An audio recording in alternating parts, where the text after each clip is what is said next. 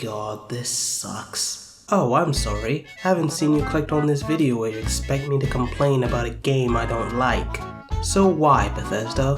Why did you decide to greenlight a sequel to an 8-year-old dormant game which had such lukewarm reception afterwards, huh? And what even puzzled me more is that your company isn't as strong as it used to be. Dishonored 2 and Death of the Outsider bombed, and Evil Within didn't make much of a splash anyway compared to the competition with Resident Evil 7, and even one of the Golden Boys, Fallout, has one of the worst reactions I have ever seen, and it became an ongoing car wreck and made all of you look terrible just a year before you released Rage 2. You could have played safe and made multiple remasters of Elder Scrolls and Fallout to make up the cash, but no. You had to greenlight a AAA open world game that is a sequel to a franchise that is seen most as a red-headed stepchild of one of the most beloved studios. Well, I got to admit, you're not afraid of taking risks, are you? I admire that for a creative decision. But the question is it a good decision? Mandatory history time, folks. You all seen the previous video. Rage created by id Software, it was generic, yada yada yada, it did okay in sales. But it's not enough to justify a sequel, or so we thought. After 8 years of bliss, a certain person on Twitter discovered a screw-up of Walmart jumping the gun by showing details of a Rage 2 game just a month before E3 2018. Usually would have been dismissed by others, but since it was displayed by a legitimate source from Walmart itself, many websites took it as mere fact and ran with it. Personally, I was skeptical at first, knowing that this doesn't look right as they are listing to games that doesn't even exist, like Destiny Comet or Forza Horizon 5, even so far there's only the third game that came out, but nope. Eventually turned out to be completely real as Bethesda confirmed it by trolling Walmart on Twitter with their Rage Twitter account by mocking their box art. Where's the joke? But finally the ball is on Bethesda's court as they got on the world's attention with their teaser trailer of their next game, Rage 2.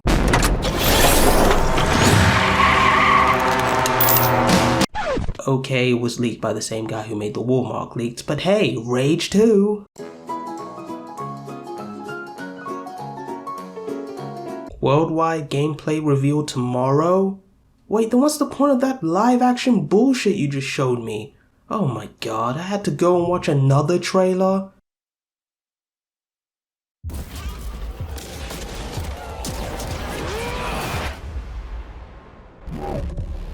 When the asteroid hit, billions were gone in the blink of an eye. Tribes rose up. Alliances formed. Territory was conquered. There was no one left alive to tell you no. And in this wild, wide open place, if you wanted something bad enough, it was yours for the taking. You see, in a world where there are no rules, insanity rules. You know what, it's not that bad, I guess. Wait, stop that. Avalanche Studio is the developer? I guess id is too busy to work on Doom Eternal to focus on— wait, they're a part of this too? Okay, let's skip a month at Bethesda's E3 conference to gather more detail. Okay, really, we both know why you're here, and that's to talk about the next Fallout.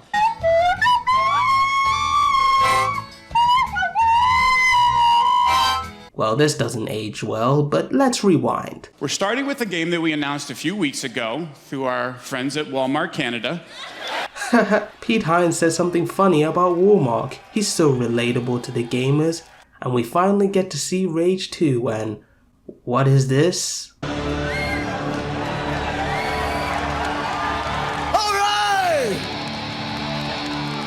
My name's Andrew WK, and we came to party!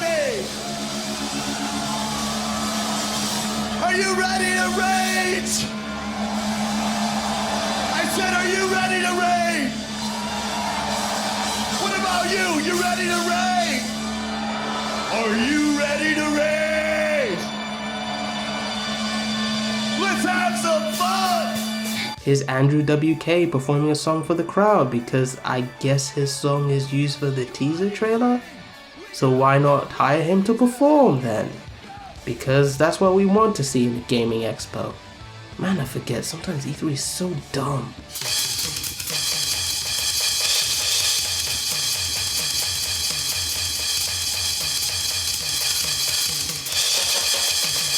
So we finally get to see the damn game already, and it looks fine, I suppose. It looks standard for an open world or post-apocalyptic game. It reminds me so much of a certain open world post-apocalyptic game, but I can't put my finger on it. But what's the most interesting thing about the game is the studio itself, but this time it's two.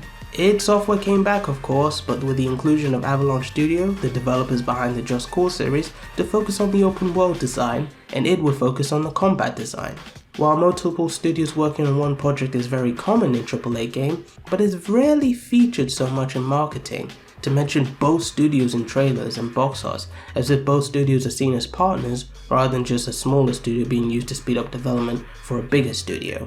And after the results of seeing id Software trying to attempt an open world game and failing, it makes sense to give that kind of responsibility to a studio that had experience with that kind of stuff.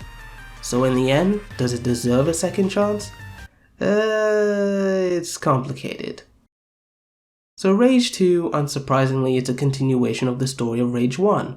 For those who aren't familiar, space rock make Earth go boom. Soldier Man survive explosion in big bunker. Soldier Man kill bad guy. Soldier Man meets good guy and rescue all soldier people in bunker by pushing button. The end. But this time in Rage 2, you can finally see what happens by pushing the button that should have happened in the first game. You see all the people of the Ark finally woken up and join the resistance to start a new war against the authority. And we might finally fight General Cross. Oh hello, I'm sorry, Chem the Chameleon, right here in the flesh. I'm sadly here to interrupt this video to tell you something. Stop everything you're doing and listen closely. Have you heard about the best RPG of 2020? Raid Shadow Legends. Wait. It's a joke. It's a joke. I'm not sponsored, so calm down. Sorry, I feel like telling a joke today. Can I have a little comedy in my videos for once?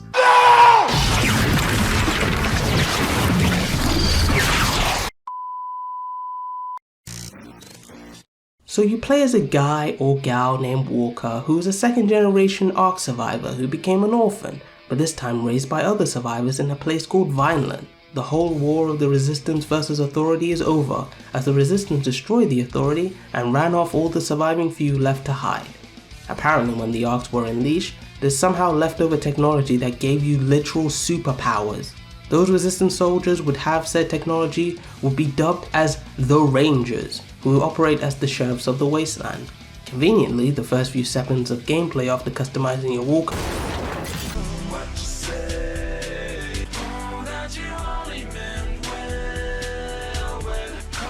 Anyway, after customizing your character, it turns out immediately Vineland was surprisingly attacked by the Authority.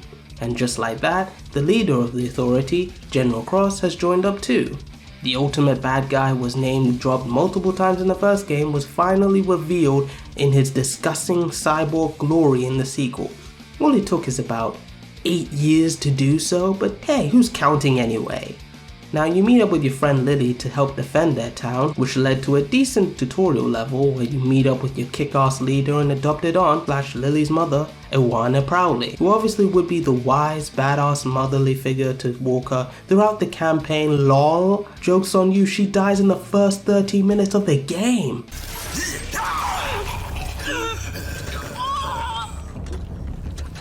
After all, your uselessness is what once spared my life.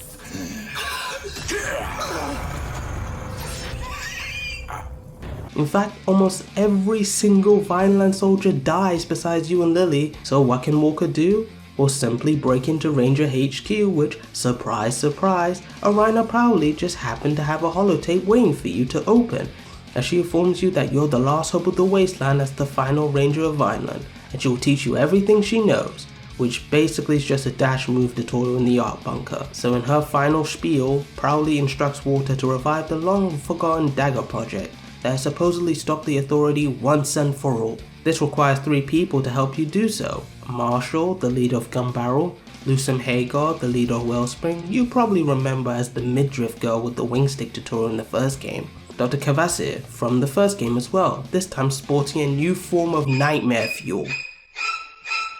But of course, these guys wouldn't work for free, so you have to solve their problem first so they'll help you.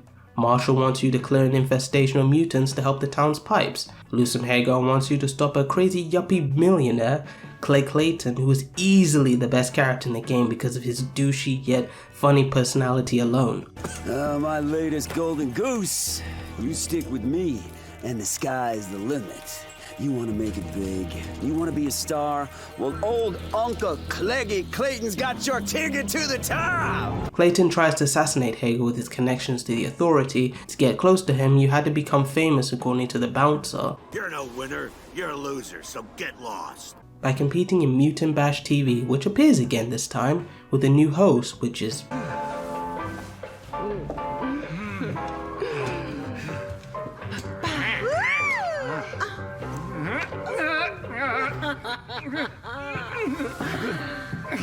odd, to say the least, as well as competing races for this slop over here too. Eventually you get into the club Clayton's staring at and get into his office to steal info on his computer.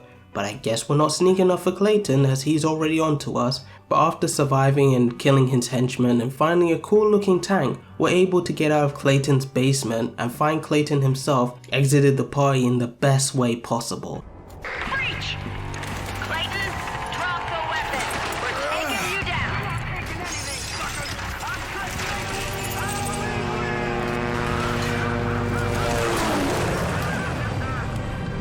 Man, I admit, I laughed at that one, even though the comedy fell flatter than R. Kelly's career. Let's see if we can jumpstart this. Clear. Wait, the fuck? I was conscious. Yeah, you were. But your shiny new armor needed a jolt. But I admit, I enjoyed that one. But sadly, of all good things like Clayton, everything gotta end sometime. I would have preferred to take Wellspring quietly, but Blood and Thunder will have to do. But I am Clayton! Aim away from his face. I want to preserve his cadaver as a memento. No, I can go for whatever he's paying you. Oh, no! Oh, no! Oh, you could have been the richest mutant in the wasteland. No! Dr. Kvasir is an odd one as he's responsible for creating the deadly virus to kill General Cross. But how can you help him? By first getting better computers by stealing one that is currently in a space station in outer space by simply crash land the station back on Earth.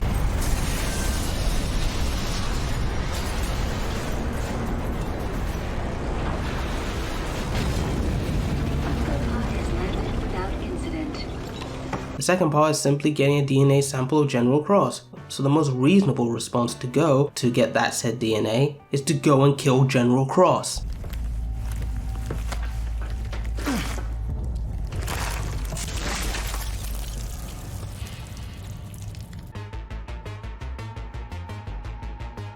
But no, it turns out Cross clones himself so he can continuously lead his army for almost an immortal lifespan.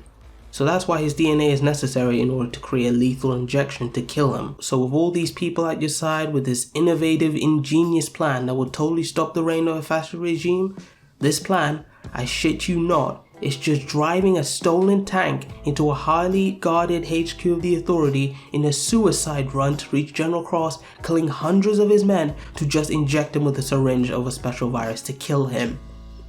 This is the best plan you got? There is no option for an ambush or a simple assassination with a blow dart? This is the second time that a small resistance group must get one person to do a suicide run through a fortress to do one simple action. With all these kind of plans you lot can think of, no wonder you're constantly losing soldiers. Of course, after getting through hundreds of enemies and killing a giant mutant, the day is saved as Walker injects the poison to Cross and finally killing him. Until... The nanotrite virus! To think Dr. Kvasir sent you to administer it, knowing that it would surely kill you too.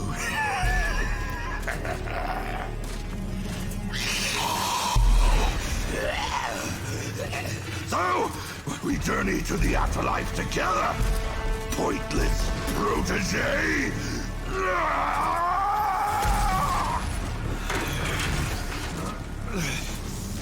Well, this sucks. But don't worry, Lily's here to save the day. Oh yeah, remember her? Suddenly able to save Walker from the conveniently exploding building so fast to pick up Walker and get him to safety. Wait, what?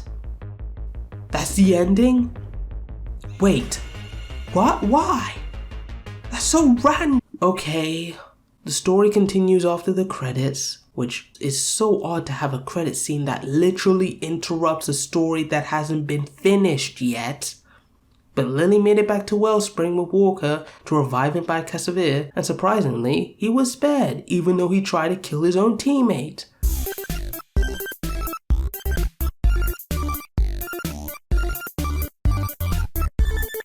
Wow, I totally care. Just like in Rage 1, I feel absolutely nothing about the story and its characters, except for my good man Clegg over here, but I guess it's a bit better than the first one. I mean, there's improvement, the characters are a bit more memorable, and maybe not for the right reasons, but at least I could say I remember these characters off the top of my head more than Rage 1, and that's not even saying anything. And like Rage 1 before, the story's predictable, boring, and forgettable as before. In this day and age when FPS game storytelling are improving like no other, Rage 2's story seems something that is written almost a decade ago, for how disposable it was.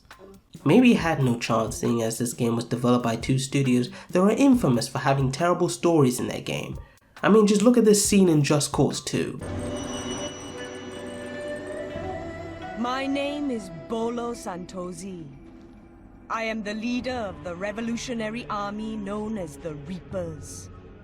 Our goal is for the people of Panau to break the chains of oppression and rise up as one. I hear you are looking for able-bodied comrades. You are the Scorpio, no?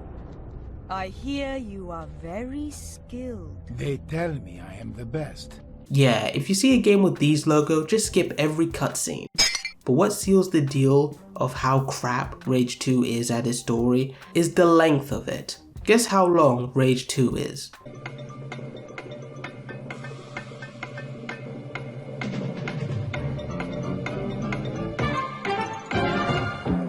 Nope, it is 9 hours. Yep, 9. And I'm not the kind of guy to care much about how long a game should be and all. Usually I care about the quality rather than quantity, but 9 hours is not even much, even with a crappy basic story and forgettable characters and a abrupt ending. Yeah, it doesn't feel right. This is more than half the length of Just Cause 3 and 4, and even on average 2 hours shorter than Rage 1. Think about that. A linear shooter with a single player campaign is somehow longer than the massive open world sequel? Thank God I got the game through Xbox Game Pass for PC instead of getting on full price, or I'll be really mad. Remember what I said about Rage 1's gameplay being a boring, slow, generic mess?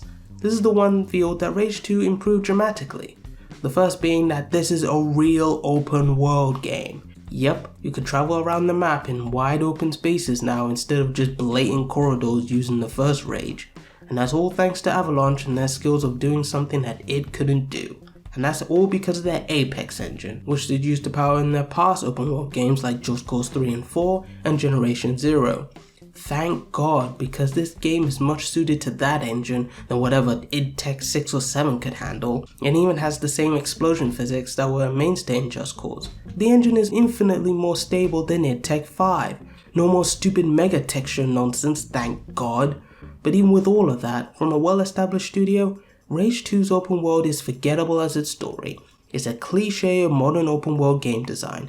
Missions, collectibles, side quests, and more that we all know and play time and time again. There are a few small changes that change the formula a little bit. To gain new abilities, you have to find different arcs located around the map to access. And in a few arcs, there are weapons inside that expand your arsenal, like pistols, shotguns, and rocket launchers. There weren't loot or optional weapons, there were main weapons that you use the entire game. So if you can't find the rocket launcher, then no rocket launcher for you. But don't worry, you don't need to find every single weapon to beat the game. Look at me, I don't even have half of the weapons in the game, and I've beaten them with only a few minor rages intact.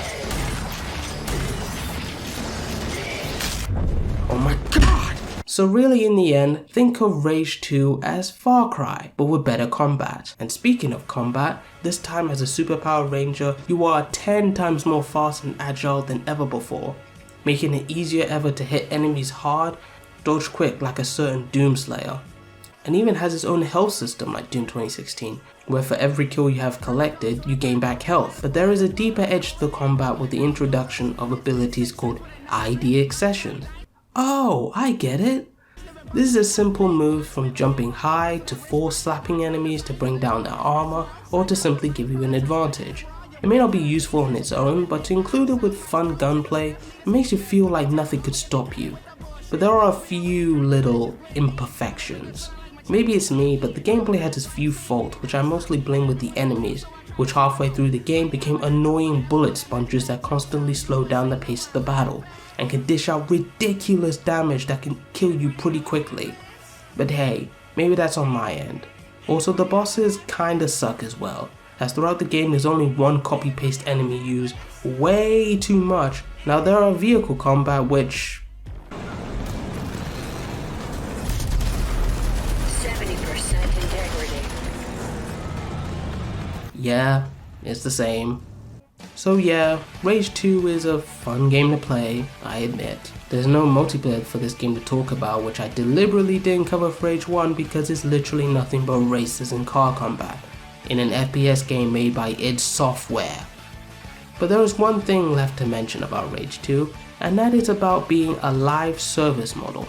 You know, a system that AAA publishers love to do, as they don't have to pay development for multiple games and stick to one game and update it with DLC and season passes and also microtransactions. Lovely. That's one ethical business practice that gamers totally love. Rage 2 is one of them, even though the head of id Software at the time, Tim Willits, said that there wouldn't be any loot boxes at all with this statement. We have a novel approach. You buy a game and then you play it. Funny, Tim. But doesn't allowing players to buy weapons separately to gain advantage in the game so quickly goes against exactly what you said? Oh wait, Tim isn't at id Software anymore and left to become a COO at Saber Interactive? I guess we'll probably never have that fictional interview then. So what do I think about Rage 2? It's fine. If you're willing to ignore the crappy story and just enjoy the gameplay for what it is, it's pretty good, at best. But to compare it with the reviews it's gotten with critics and audiences alike with an agreeable, yeah, it's alright. And honestly, I include myself with that statement. So I guess, oh wait, I forgot something? Sorry guys, it turns out that there was a DLC released back in 2019 called Rise of the Ghost, which has new stories, vehicles, missions and more. Nah, I'm good. Goodbye everybody.